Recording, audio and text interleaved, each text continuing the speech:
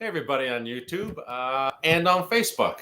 It's live time. It's like 8:30, so we're doing the thing. Now, sorry, I'm gonna go like that. I had initially not thought that this would be an interesting night because I had a busy day. I didn't get to do a lot of research, but I was scanning the news right before this, and man, some big stuff came up. But I'm not going to get into the really big thing that just happened 16 minutes ago because I want more people to have the opportunity to check in because this is big. Constitutional crisis big. Damn, there's some stuff going down and I'm getting a little nervous. But that being said, I'm going to wait a little bit so that people can check in. I guess welcome to day, a million of quarantine. I did some yoga. I feel good. I'm going to have dinner after this. And all right, let's just get to it. I'm going to start off with some of this lighter fare because what the president did like 30 minutes ago now is just incredible and scarily legal. So whatever, I'm going to answer some questions from yesterday and do a little bit of stuff. And then we'll get to the thing I keep alluding to. So first, little just standard warning stuff.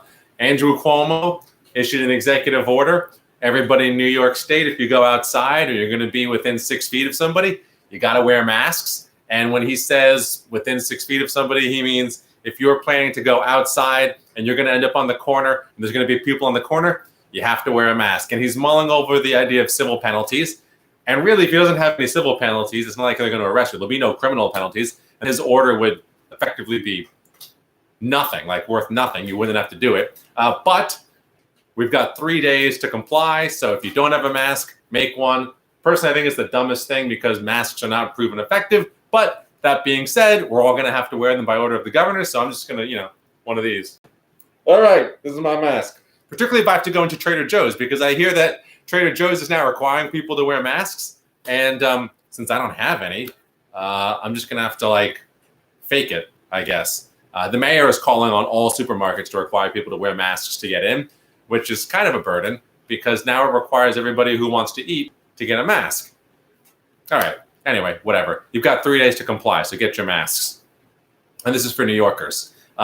Two, I did want to say I read this awesome article in the Atlantic about what a terrible time millennials have had of life. And I just encourage you to check it out. Maybe find some renewed sympathy for a generation that graduated into the Great Recession. And then just as they were getting their legs back under them, were hit by coronavirus depression land that are saddled with $1 trillion plus of educational debt and whose prospects for doing better than their parents are virtually zero. There are a lot of stats in the article about the economics of it and how long it takes people to recover from economic setback, particularly nationwide or college setbacks. So it's pretty interesting to read and depressing as well. And it's something that we're all going to have to keep in mind as the millennials grow up and even Generation Z grow up, because Generation Z is going to be entering sort of this world, and their first work experiences will be set back by the Great Depression that's about to hit because of coronavirus. So something to consider. I will say, however, that the stock market, if you follow that at all, is way, way up. And a lot of folks are predicting a legitimate depression because everybody's unemployed. But it seems to be that for every person that dies, the stock market goes up 1 point. So I don't know. It's sick. It's twisted now. Or actually, the ratio is really 1 to 10. 100,000 people in the U.S. Or 100,000 people die, and the stock market's up 1,000 points. But whatever. Or 1 to 1,000. Anywho, whatever. One thing I did want to mention as well before we get to the big ridiculous thing that is scaring me is the stimulus checks. So just so that folks know, stimulus checks are on their way. Or at least they would be if Donald Trump didn't insist that his name were on it. So I wanted to talk a little bit about the Constitution. And the big thing that I alluded to at the beginning of this live is also about the Constitution. So this will be a perfect segue. So stimulus checks. they've been delayed a few days because Donald Trump wants his name on the check. So if you're unfamiliar with this, and I don't see how this is possible, but basically, Congress passed the CARES Act, which is the stimulus bill for the coronavirus situation. Every American, every adult at least who files taxes is getting $1,200 back if you make under $100,000, under $75,000, and then you get money up until you make $100,000. Then your stimulus check no longer exists. But Trump was adamant. He wants his name on the check so that when you get your money, you know who it came from. In reality, that money comes from all your fellow Americans who pay taxes, but Trump wants you to know that he's the president and that this passed under his watchful gaze. So this is actually illegal. The president cannot sign checks, and we'll talk about that in just a second, but it led to a delay in the checks being sent out because this has never happened before. No president has demanded that their name be on a check. Now, the president can't sign it, so that's definitely not something we've done before. He's got the programmers at the IRS working double time so that they can edit the memo section of the check to read economic impact check or economic stimulus check, Donald J. Trump. So again, this is completely unprecedented that a president would force the Treasury to put the president's name on a stimulus check or a tax return or anything. But let's talk just for a second about why the president can't sign these checks and why the president's name is never on these checks. And then that'll take us into the constitutional, I want to say crisis, but it's legal and frightening that it is such. But it will take us to that right after this. So the president can't sign the checks because the president doesn't actually run the Treasury directly. The Treasury reports to the president as an executive agency, but the head of the Treasury is appointed by the president and approved with the advice and consent of the Senate. Why is this? This is very simple, really. The framers of the Constitution, the founders of this great country, did not want the president to be a king. So when you see agency heads or department heads resigning and giving their letter of resignation to the president, or the president dismissing somebody, they are the direct subordinate of the president, but they aren't actually working for the president. They are, of course, nominally or theoretically working for the people of the United States of America, but their job is given to them not by the president. The job is given to them by a combination of the president and the United States Senate. That is, say, the body that represents the states of the union. So, not only is the president not directly in charge of the Treasury, but the person who is directly in charge of the Treasury has complete control over that department. Same thing with all the other federal agencies.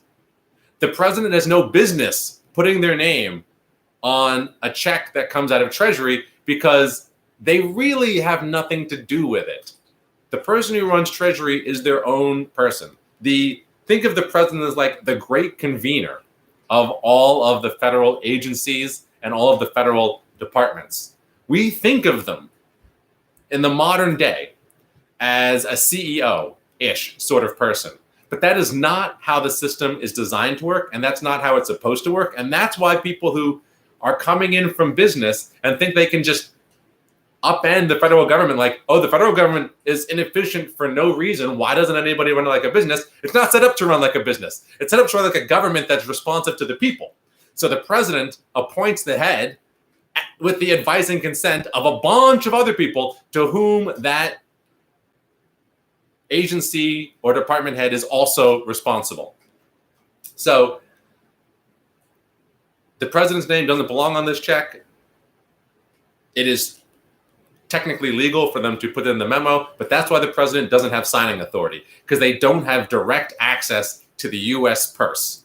In fact, Congress has access to the U.S. purse, which brings me to actually a tangential point, because somebody asked this yesterday. Somebody asked, we're just like running into constitutional crises all over the place, and then I'll get to the big thing. Somebody asked yesterday, can Donald Trump really cut the funding to the World Health Organization. So in case you weren't aware, Donald Trump last week threatened to cut funding to the WHO. Then 2 days later said the White House was looking into cutting funding to the WHO. And then just this week announced that funding is being cut to the World Health Organization. And everybody was like, this is a bad idea. Yeah, it is a bad idea. But let's talk about whether or not he can actually do this. And the answer to your question, India, who is watching, and I waited for you to join so that I could get to this point. The answer to your question is Democratic aides, and I'm saying Democratic aides are saying this, but what their analysis I think is pretty nonpartisan. Democratic aides have said that the withholding of funds from the World Health Organization is illegal because Congress allocated that money already. And I spoke about this yesterday. This is one of the two scenarios, and honestly, the worst scenario for us. And by us, I mean any democracy-loving, separation of powers, supporting red-blooded American. But this is the bad situation where money was allocated by Congress, which has exclusive power over the purse or the budget. And the president is not allowed to override Congress. So this is not indiscretionary funding. It's not something that's in a budget that's being passed that the president is vetoing. It's money that's been allocated. And technically speaking, depending on how you interpret the Constitution, the president cannot unilaterally override Congress and withhold money that they've decided to spend. Now, this might sound like a similar situation because Donald Trump also decided to withhold money that was allocated to the Ukraine. Sorry, you're not supposed to say the Ukraine. Like saying Ukraine or the Ukraine indicates some political leaning. Anyway, to Ukraine, the president withheld money allocated by Congress to Ukraine, and that was deemed to be a giant constitutional violation. Now, the GAO, the Government Accountability Office, said that the president's unilateral withholding of money appropriated by Congress to Ukraine is illegal. As a result, the aides that I mentioned hold this up as the example or as the ruling that says the president's withholding of money to the WHO is also illegal. Now, here's the problem. Ain't nobody going to stop Trump from doing it. He's just going to do it. And it might be a gross violation of the separation of powers. But what are you going to do? You can sue him in court, but you'd have to get probably to the Supreme Court. The Supreme Court probably would go against him. I mean, probably go against Congress in a case like this because most of them are assholes. And I don't think they have a true appreciation for the Constitution. Man, I'm getting worked up. But, basically Democrats have, and this is a real, I think this is a failure on their part. They're basically just taking it and they're saying, well, we're going to try to pass another bill to protect WHO funding. WHO funding is protected. What makes you think that if he ignored your first bill, he's going to listen to your second bill? It's maybe theoretically true that now there's attention on it. If you get media attention on the second bill passing, and then it's point blank him shooting down a bill that was passed, maybe that generates bad press and people start to take notice because the other funding for the WHO was in a larger bill with other stuff. And it's it's a bit more complicated and maybe the president can or maybe he can't, even though I would argue he definitely can't. But she's just the gall here. And the fact that the Democrats aren't trying to stand up for the law that they passed in the courts. I guess we'll see what they're doing. But they're already moving on to, well, we'll just try to pass another bill, which of course will just be shot down by Republicans. And then his diversion of funds from the WHO will be or appear legitimate because a bill couldn't pass to allocate the funding, even though it already passed. And there shouldn't be a question. And they should be in court right now. And there should be an injunction on the president's action. All right. But you thought that was bad? Let me tell you about some shit. But right before I do, let me also say, today's episode is brought to you by Organizing 2.0. Organizing 2.0 is running a fantastic conference all about organizing. And honestly, I've spoken about the need for potential need for civil disobedience on these lives, like several times over the past week, because things are deteriorating.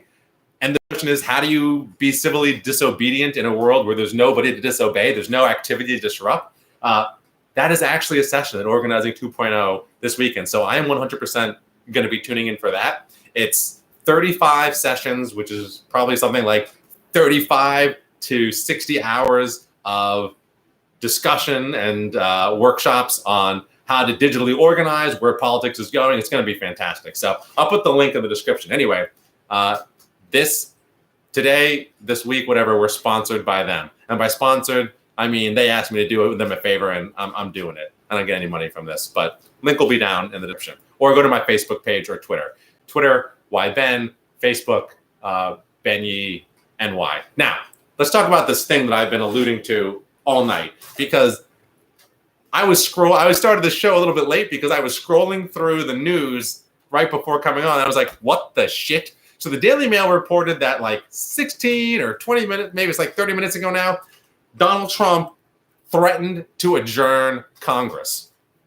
Now, at first I'm like, this isn't a parliamentary system. The president can't just adjourn the legislature. But then I started to think, wait a minute. Isn't there something in the Constitution about that? And the answer is yes. And it's never happened before. I'm pretty sure it's never happened before. But I want to read this to you, and then I want to talk about some of the implications of this. Okay. Donald Trump is always talking about his Article 2 and how the Article 2 gives him all these powers that he never talks about. Well, now he's talking about some of his Article 2 powers that really nobody ever talks about. All right. Article 2 is the presidency. Mind you, Article 1 is the legislature, because the founders believe that the legislature should be the primary branch of government. It is the most representative of the people and should be the most powerful. But we've ended up with the executive branch being the most powerful. So this is what Article 2, Section 3 says. The president, blah, blah, blah, ... may, on extraordinary occasions, convene both houses or either of them, and, in case of disagreement between them, with respect to the time of adjournment, he may adjourn them to such time as he shall think proper. Okay, so this is terrifying to me.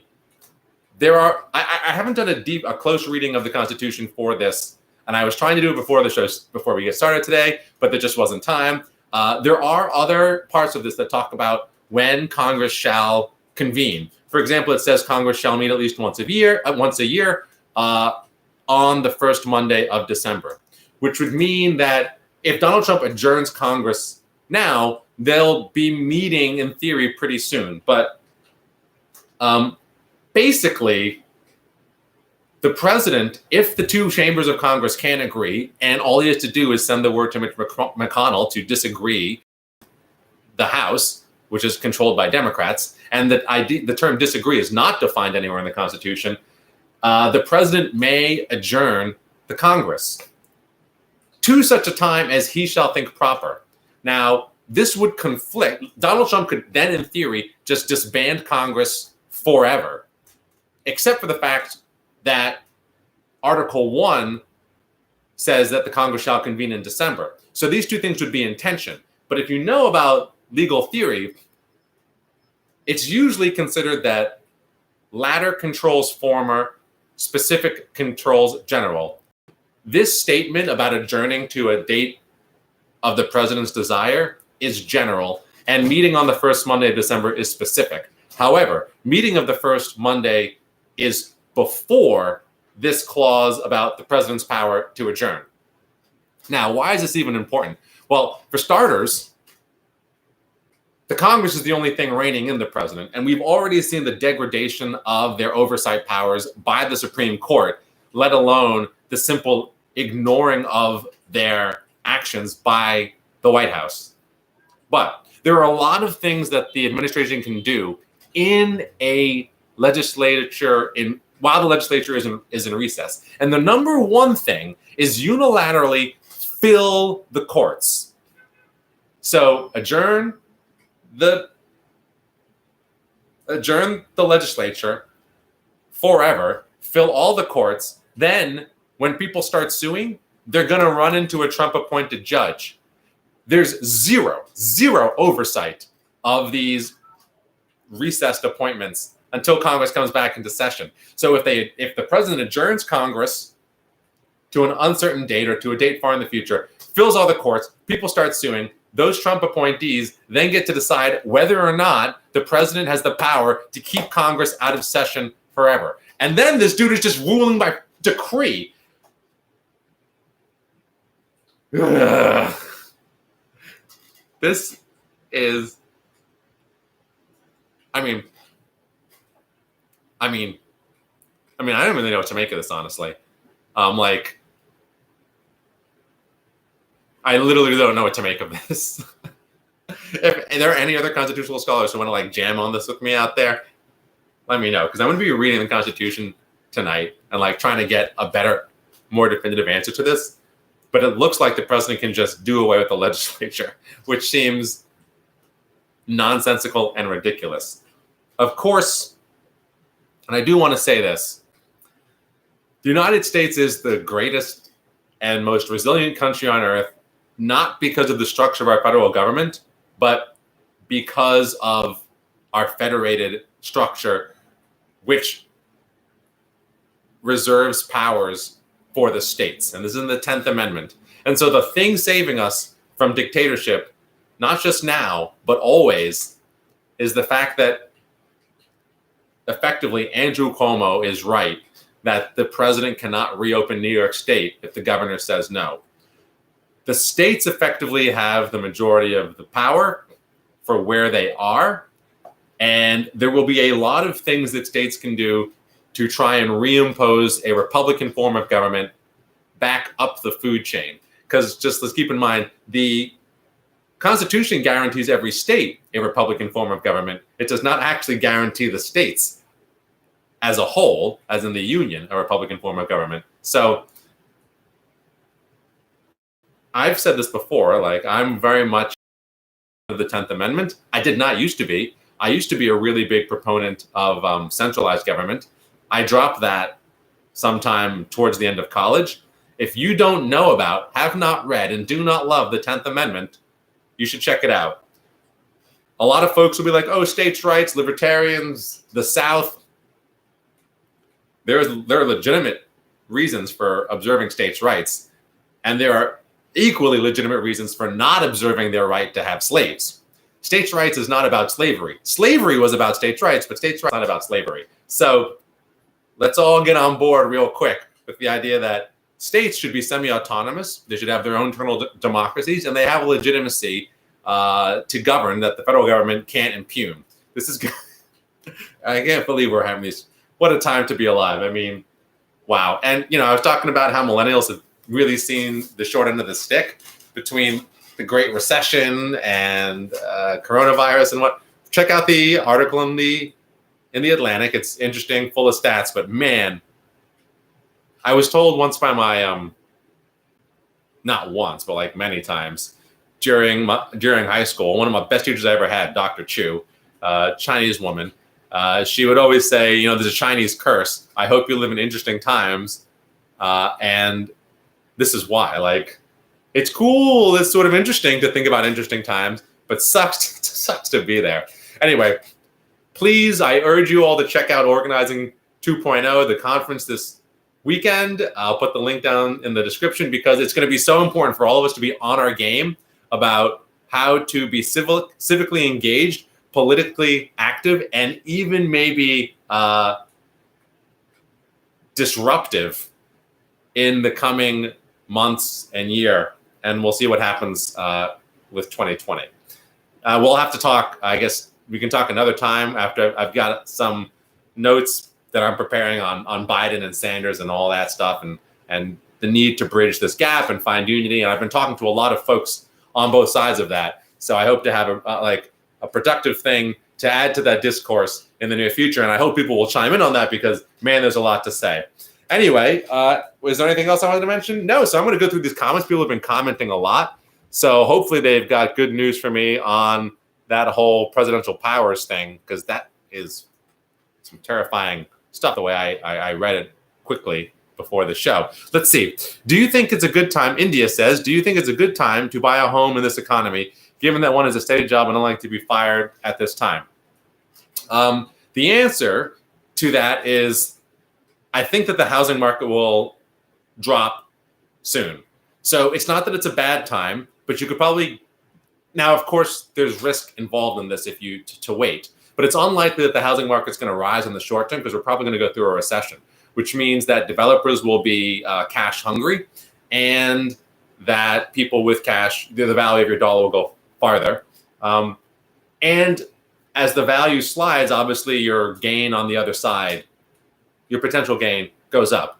That being said, in this moment, owning your own land or your own property could be a huge boon to your own finances because you're not beholden to paying rent. Rent is one of the few things that it looks like we haven't seen de Blasio has been talking about a rent freeze, but what he talks about when he's talking about a rent freeze, he means a freeze on rent increases, not a freeze in paying of rent. So it doesn't like there's going to be any real rent relief.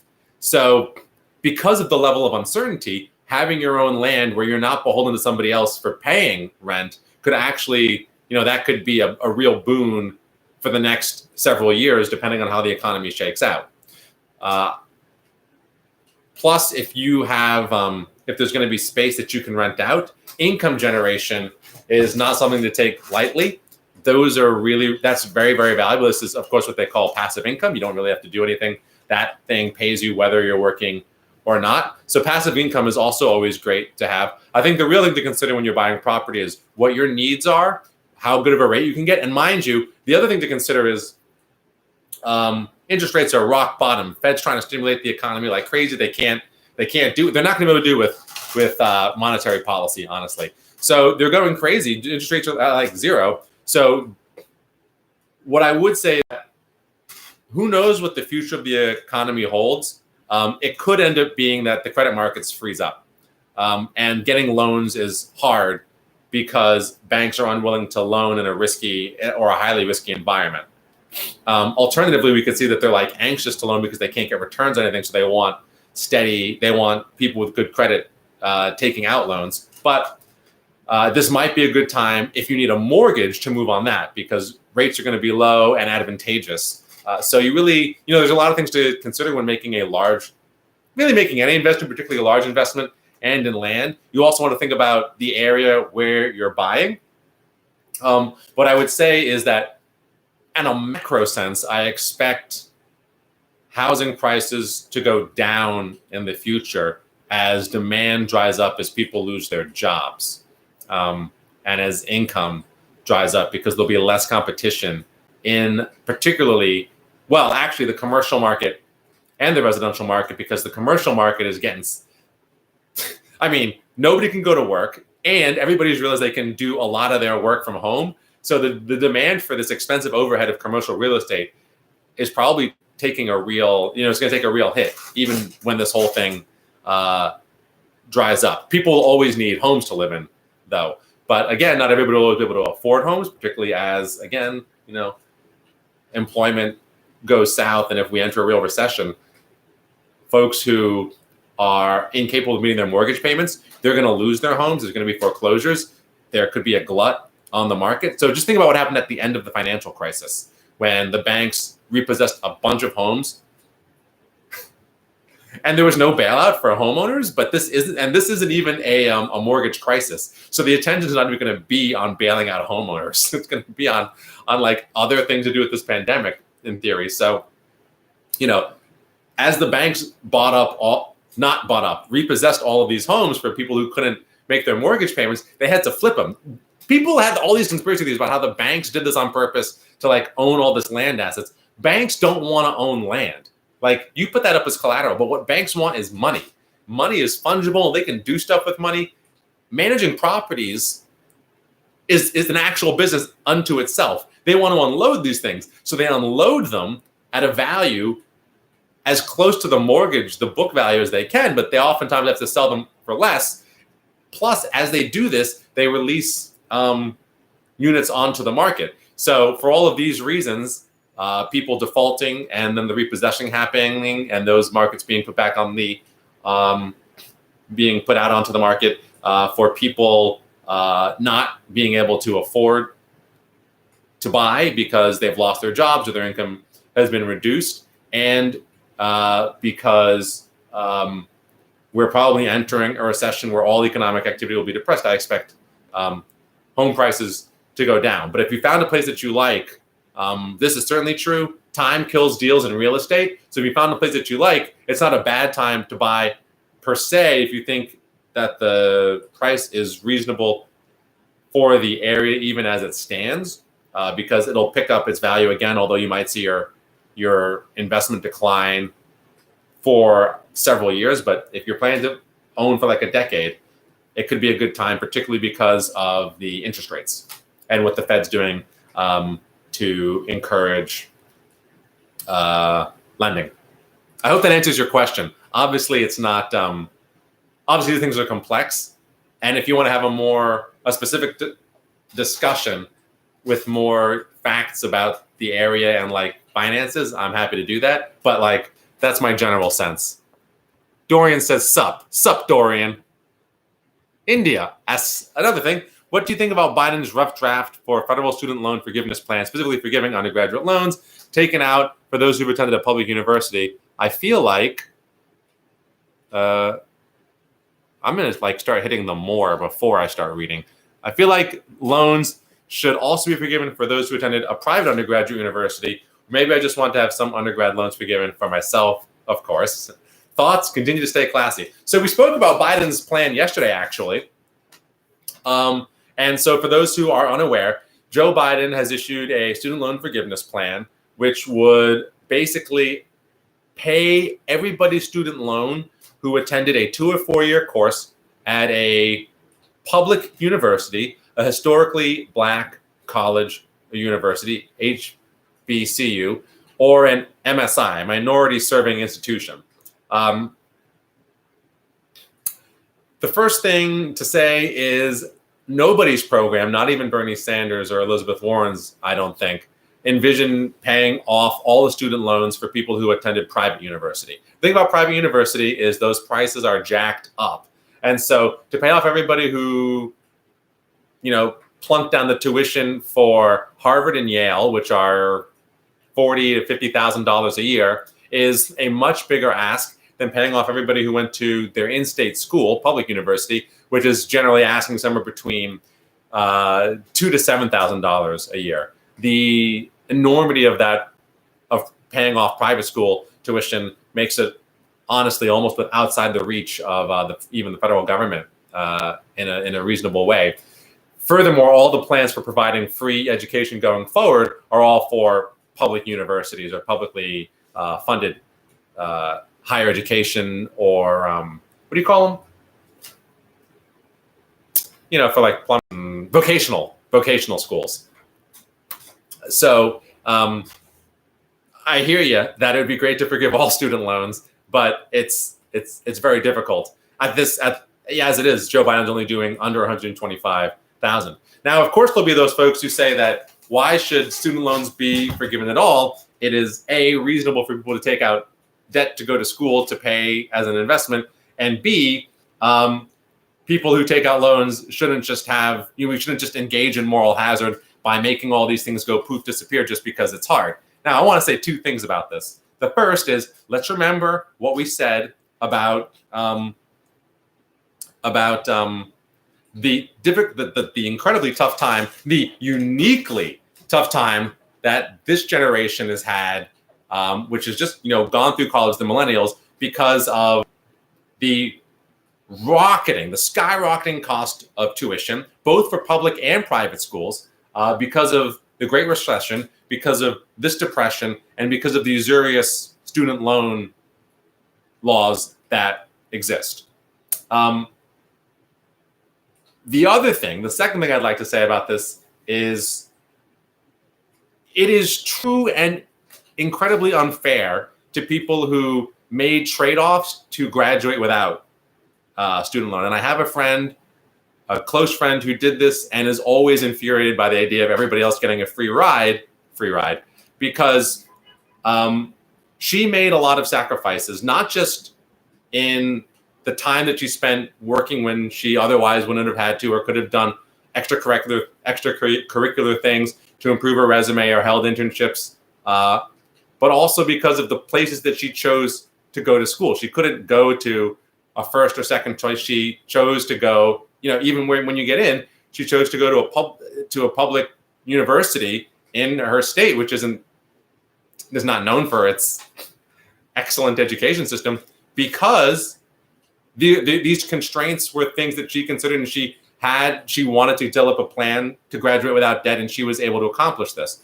Folks who then were like, well, I'm just going to roll the dice, take the loan, and go to Harvard, their life is very different, and they get to graduate with this distinguished piece of paper. So what do you do? How do you reconcile these things? Her position is not one of malice towards people who took the loans, only that this is incredibly unfair to people who did everything right, so to speak. And really, the point of the article in The Atlantic is all these folks really did everything right. Like, millennials went to college in higher numbers because that's what they were told to do.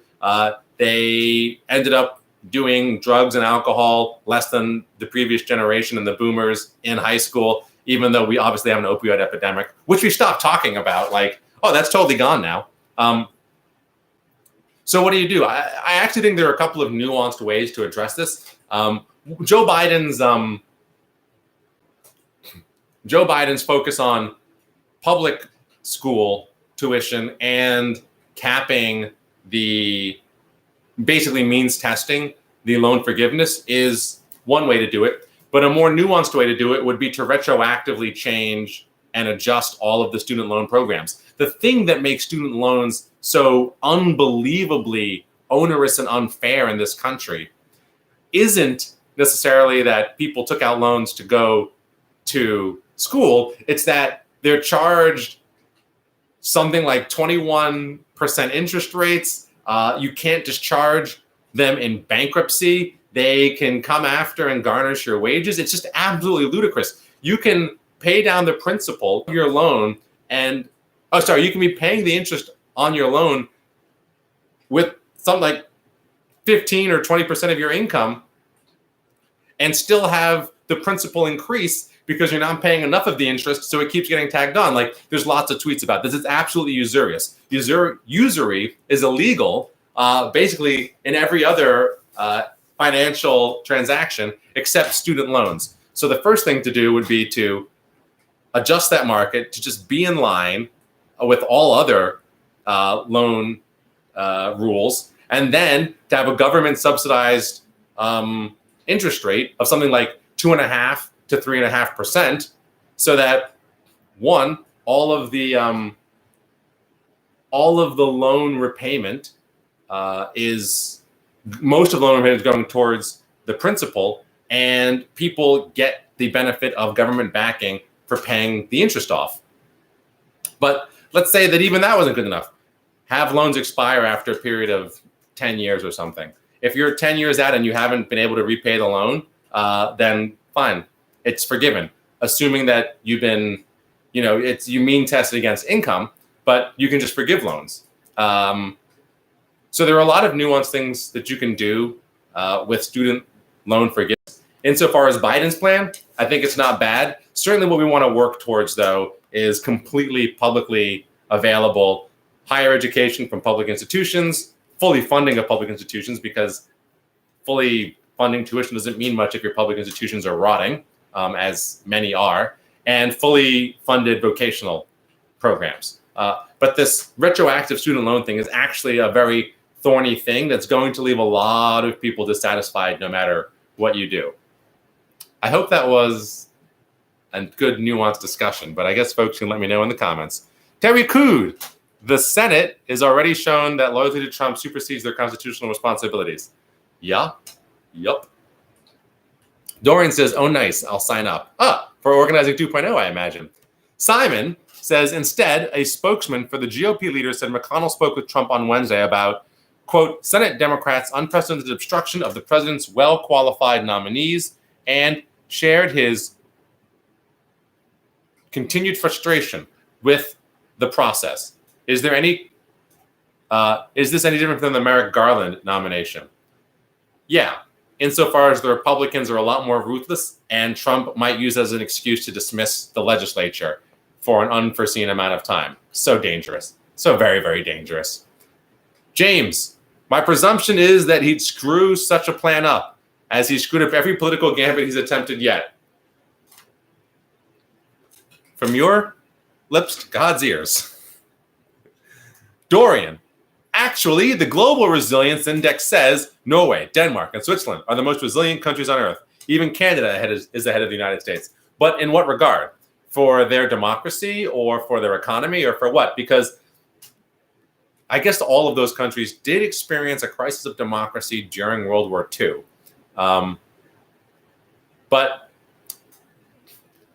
none of them have really had to deal with this internal threat. But maybe that's because they're more resilient? Fine.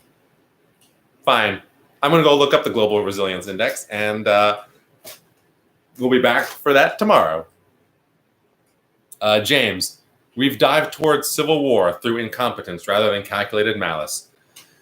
Whew, maybe I could do a whole episode. Not maybe, I could. Should I is the question. Do a whole episode on American Civil War Part 2 and like how that would go down and what all of our responsibilities are and how badly, how much I thought about joining the New York militia. Not the Guard, which can be federalized, but the Guard forces of my beloved home state, even though I'd hate to serve under Andrew Cuomo. That dick. Dorian, off topic. I have a friend who asked if she could still get the stimulus checks coming if she hasn't filed paid tax in the past 2 years. The answer for your friend is yes. She should immediately file her taxes for this year and submit them. You can. I know people who are in the exact same boat. They've done it. They're going to get their stimulus check. If you haven't filed your taxes for whatever amount of time, file your taxes, you get your stimulus check. Julianne says, as someone who wants a doctorate, higher education is a racket. Yeah. My cousin, who's now a professor, a fairly well-known professor, so I won't tell you how to Google him.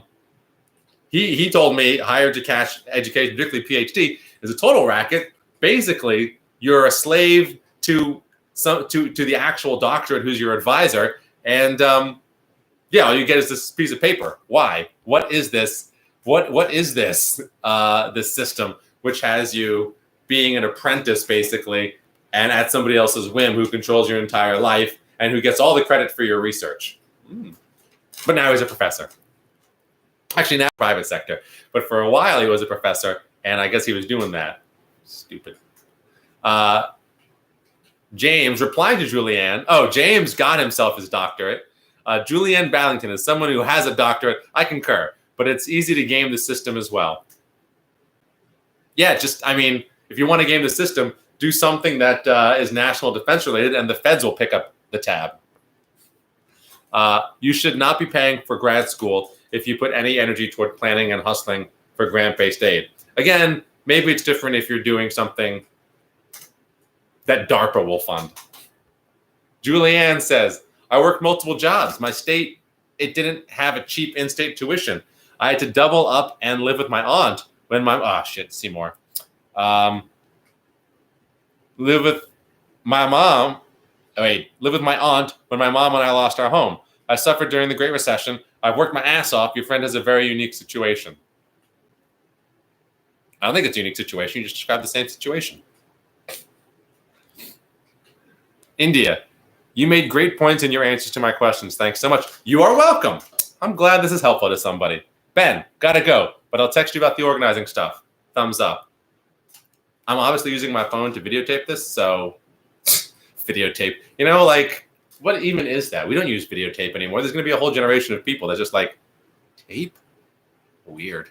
Anyway, I look forward to your text. James, we could do a whole podcast on the syllabus of the graduate Syllabus? Syllabus? Did you mean syllabus? Of the graduate higher ed system. Oh, you had loans. Yes. My friend got a bunch of grants and such as well. But basically, my argument is about the opportunity cost of doing it in a way that you think you'll be able to financially manage, or just doing the expensive thing. And if you get your loans repaid, you end up in a much, much better place because you did the things you wanted. You got the degree from the nicer school. You got whatever experiences that you had the opportunity to take advantage of, and you didn't, have to sacrifice in the same way. That's the trade-off, and that's why it creates moral hazard problems, and why it creates honestly ethical problems and moral problems that many people on the left aren't willing to consider. I'm not saying that these are considerations that should stymie or stop us from forgiving student loan, but these are actual questions of ethics that entire swaths of progressives and folks on the left just write off like they don't exist. But they do exist, and a lot of people who aren't your East Coast liberal elites lived through these trade-offs and will live with knowing that other people got a better deal than them, however you look at it. But we can't just we can't be blind to the fact that there are these trade-offs and there are these ethical questions, and that there are two sides of this. And there is definitely a way to make everybody happy in this. It just takes a bit of money. But if we're committed to education that's affordable, an education that works for people, an education that's meaningful, like that's what our money's supposed to. There's a stimulus package right there, in fact. Oh, silliness of higher ed. Thanks for clarifying, James. All right. Damn, I talked for a long time today, but y'all talked too, and it was great conversing. This is getting to be a lot of fun. I mean, you have such great conversations these days. Everybody's chiming in and such. I just want to close by saying again, I'll put a link down to Organizing 2.0's conference. You can attend it from anywhere because this year you don't have to be in New York City, as it's all online, social distancing. But there's going to be some great content, and I highly encourage you to check it out. I'll certainly be attending many of the sessions. I'll put the link down below, and thanks to them for being great friends. Like, I've known the organizers, and they're some of the best organizers I know. At least one of them has been a silent shaper of entire political movements in the United States, like Bernie Sanders, like key in making that even a thing. And if you think Bernie Sanders have any influence, this guy that you don't know about, he's part of this thing. Anyway, that's all for tonight. See you later. Bye. Oh, see you tomorrow at 8:30. Bye. And now for YouTube.